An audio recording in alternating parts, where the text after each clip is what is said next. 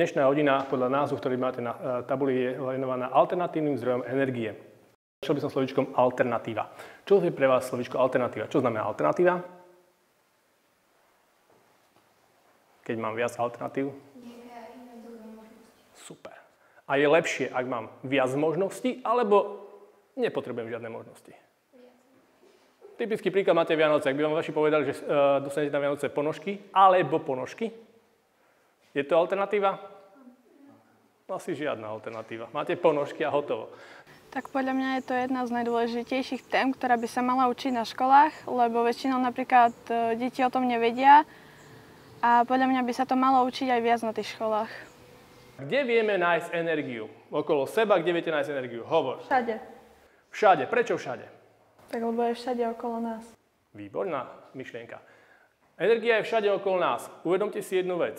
Ak sme si hovorili o teplote, povedali sme, že teplota absolútnej nuly je minus 273,15 stupňa Celzia. Minus 273,15 stupňa Celzia. Čiže je to teplota, pri ktorej už nie je pozorovaný žiaden pohyb. Ako keby tie častice molekúl už nemali žiadnu energiu v sebe. Ak žijeme pri teplote nejakých 30 stupňov Celzia, čiže vy ste cca o nejakých 300 stupňov vyššie, čo sa týka teplotne. To znamená, že naozaj našu energiu máme všade. Potom otázka je, len ako tú energiu získať. A na to sú vlastne rôzne zdroje energie. My sa venujeme najviac alternatívnym zdrojom energie. Medzi alternatívne zdroje energie najčastejšie môžeme spomínať je tu čo? Veterná, slnečná, geotermálna, vodná, energia z biomasy. To sú také, že topky asi, čo by som povedal. Začiatok mojej hodiny bol o tom oboznámiť žiakov. Reálne, aby začali premýšľať o tom, čo znamenajú alternatívne zdroje energie. Najskôr sa zamyslieť nad tým, čo sú alternatívne zdroje energie, kde všade energia je. Tak teraz by som sa povenoval postupne každej jednej energii zvlášť. Ak si všimnete, mám tu energiu, veternú energiu. Táto veterná energia, veterné turbíny každý z vás pozná, trošku som si dovolil niečo takéto divné. Čo to tu je? Čo to bude asi? Energia? Je to nejaké čerpanie energie, ale energie čoho? Áno, výborne. No a vlny spôsobuje čo? Vietor. Takže aj toto by som mohol zaradiť k veternej energii, aj keď svojím spôsobom je to vlastne trošku iný druh energie. Čo sa týka veternej energie, veterná energia v podstate funguje tým spôsobom, že ako náhle dôjde k tomu, že vietor zatlačí na lopatky turbíny alebo na more, tak sa vlastne niečo rozpohybuje a samotný ten pohyb už vieme nejakým spôsobom pretransformovať na nejakú energiu. Otázka znie, ako sa ten pohyb dokáže pretransformovať na energiu. Tak každý z vás pozná obyčajný veterný mlyn. Roztočilo sa koleso, ale vyrábal to vlastne len, dostal som energiu pohybovú, stále to bola mechanická energia. My väčšinou chceme prenášať elektrickú energiu. A čo sa týka prenosu elektrickej energie, tak tam už funguje tzv. Elektromagnetická indukcia.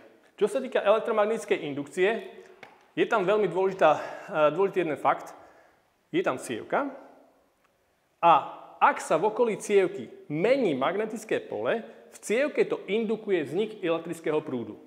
To znamená, že ak si zoberiem teraz takéto zariadenie a roztočím to, nič sa nedeje.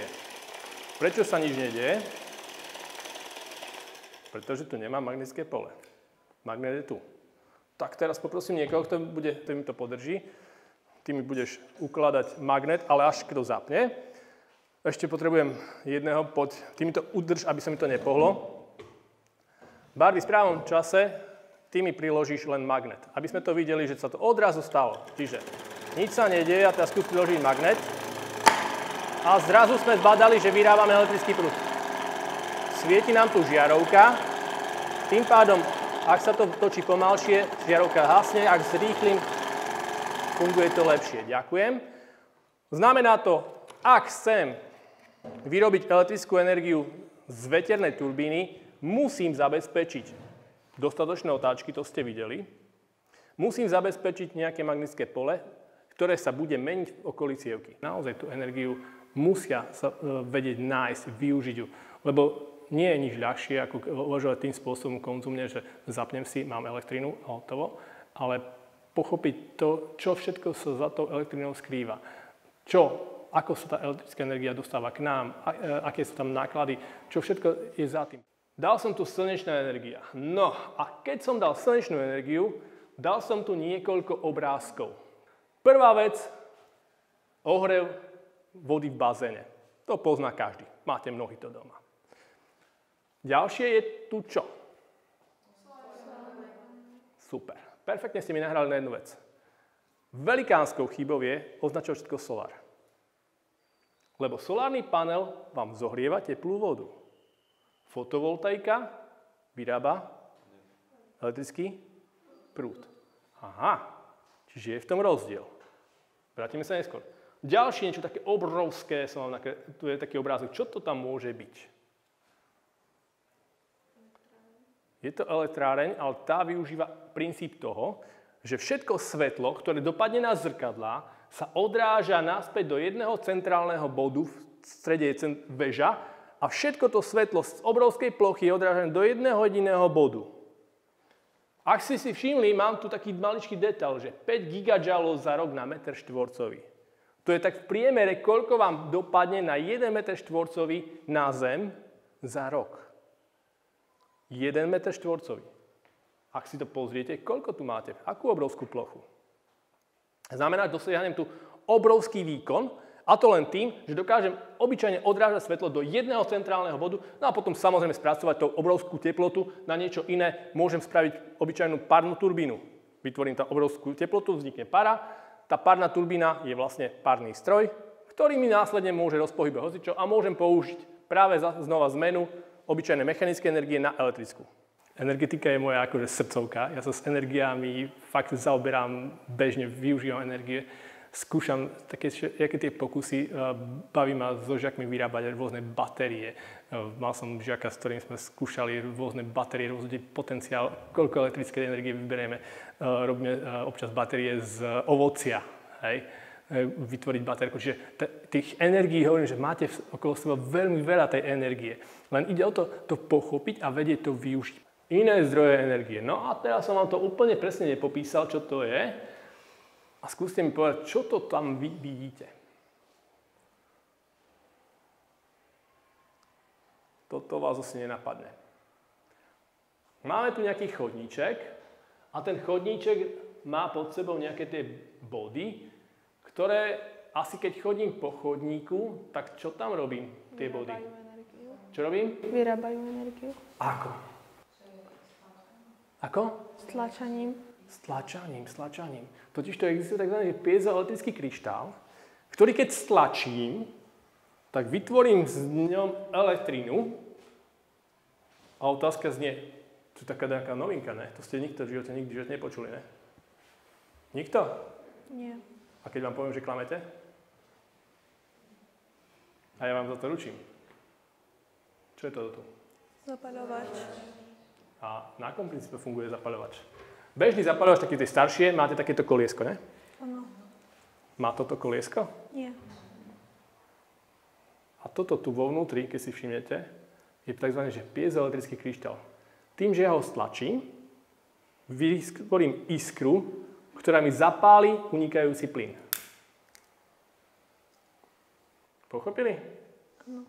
Čiže ak to správne teraz nakombinujem niekoľko takýchto vecičiek spolu, a vy mi po takomto chodníku prejdete, kde ja mám množstvo tých piezoelektrických kryštálov napojených, tak ste mi vlastne vytvorili elektrickú energiu. Tá emócia je veľmi dôležitá, lebo on sa hovorí, že aj človek si vytvára štruktúru v mozgu na základe emócie. Poznatky sú jedna vec, ale tá emócia je to, čo zvyšuje hodnotu toho poznatku. To znamená, že ten človek, ak zažije nejakú emóciu, niečo je to s tým spojené, tak si častokrát len vďaka tej emócie pamätá niečo, čo zažil na hodine. No a toto sme si už v tej základnej časti nepovedali, a to je, aké ešte energie vás by napadli. Napadlo vás niečo? Tak pevne verím, že niekoho napadne to, čo napadlo mňa. Máte doma škrečka? Tak skúste urobiť niečo takéto. Ak vám ten škrečok začne vyrábať elektrickú energiu, tak ho budete mať prečo živiť, ne? Ešte lepšie by bolo, keby bol ten škrečok trošku väčší, nech vám vyrába trošku viac tej energie. No ale to už je asi tak koniec. Dobre, tak z môjho pohľadu je to asi tak všetko, čo potrebujem vedieť v tej prvej časti. a postupne sa presunieme k nášmu domčeku. Poprosím vás zobrať veci, aby sme to celé odniesli a ďalšia časť bude hodiny tam vonku. Tak mne sa najviac páčili tie slnečné, tá slnečná energia, lebo je to niečo, čo sa nevidí tak každý deň a je to dosť také zaujímavé. Vy máte jednu zaujímavosť a to máte čo? Aké máte panely tu momentálne? Fotovoltaické. To znamená, že toto tu maličké je presne taká malá ukážka toho, čo vy reálne máte tam vonku pozapájané na tom domčeku. No a skúste si pozrieť takúto vecičku, prvú najdôležitejšiu vecičku, kam by som mal orientovať panely.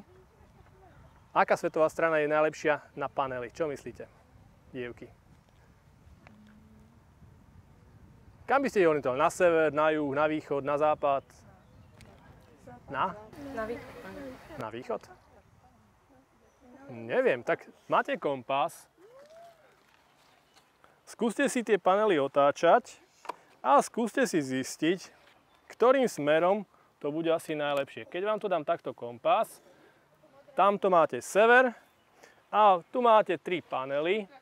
A skúste si to ukázať, na ktorú stranu, samozrejme netiením, ktorá strana bude asi pre vás najlepšia, najvýhodnejšia.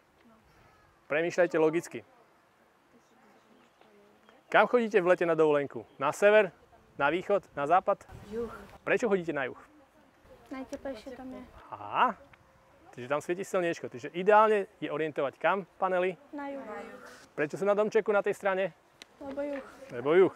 Ale určite bolo zaujímavé aj to, ako vlastne jedna malá vrtuľka dokáže poháňať jedno autíčko na ovládanie. Alebo taktiež slnko, ten jeden panel, aj naozaj dosť bol malý na to, že by som čakala, že bude sa to auto aj normálne hýbať. Že to ma tiež celkom zaujalo. Ja som vám tu dal farbičky a máme 3 možnosti, 3, 4, 5 možností máme, koľko využiť. Ak ste si všimli, odporúčam vám jednu vec a to si zoberte mobily, zoberte si stopky a urobte si takúto hitparádu toho, že akej farby by mal byť solárny panel. Biely, zelený, čierny, červený alebo modrý. Využívame na to šošovky. Čo je tá šošovka? Čo robí tá šošovka? Páli. Nepáli. Ona sústredí lúče do jedného jediného bodu. No a teraz, ak tie lúče sústredí do jedného jediného bodu, tak vy dokážete to prepáliť. Obyčajným takýto energia, ktorá dopadá na túto šošovku, vám dokáže prepáliť v podstate papier. Čiže vieme, že to slnko má naozaj dosť dobrú energiu. Tak si to skús natrénovať. Správnu výšku. Ktoré asi bude najlepšie pre teba páliť? Ktorá farba? Ale tak začni bielou alebo červenou. Počkaj, musíme nájsť farbu, svetlo, koncentrovať, čo musíme do jedného jediného bodu. Počkaj, nedaj, že páliš lavicu. Pozor, pozor, papier. Nemusíš páliť lavice. Sú popálené celé. Tak a už ti to horí, už ti to prepaluje. Posúvaj. Výborné. Tak a zoberieme stopky a robíte hitparádu, ktoré koľko sekúnd, ma to veľmi zaujíma.